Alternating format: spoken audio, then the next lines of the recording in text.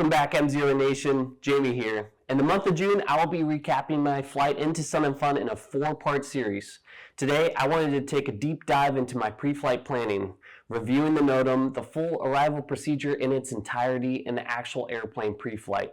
The Sun and Fun Airshow flying has been around for the past 51 years. Me personally, I've attended it off and on for the past decade, and I've flown in 3 times.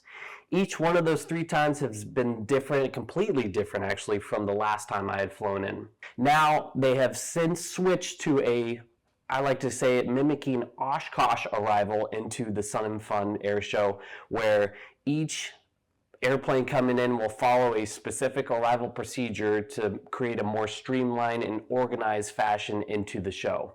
That takes a lot of planning.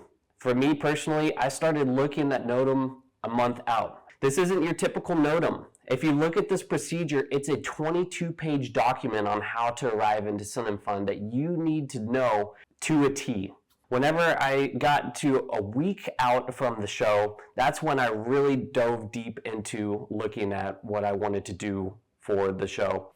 I flew with my friend Logan. Him and I sat down 2 days prior to compare flight plans, and we were coming from the Orlando area, so we were going to have to traverse Orlando's Class Bravo airspace, what went with that, and then actually getting to the first waypoint. And a lot of that depended on listening to the ATIS and figuring out what runway they were going to be using and where they were starting their arrival from. I went as far as I went on Microsoft Flight Simulator to familiarize myself with the landmarks to fly into the Lakeland Airport and watch the FAA's published VFR procedure video. Closer to the execute time, we actually pushed back the departure.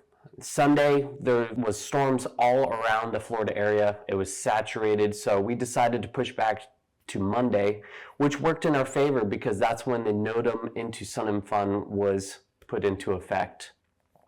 The day of us flying into the show, which was Monday, the first day of the NOTAM, we actually pushed back our departure just due to low ceilings around the Florida area that morning. Before we got in the plane, we actually discussed what would happen after the whole arrival procedure, because half the battle is getting into Sun and Fun.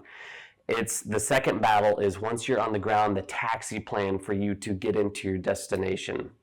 One thing we did right before we took off was our weight and balance, because we were spending about a week in Sun and Fun. We were carrying some equipment with, so we wanted to do a thorough weight and balance.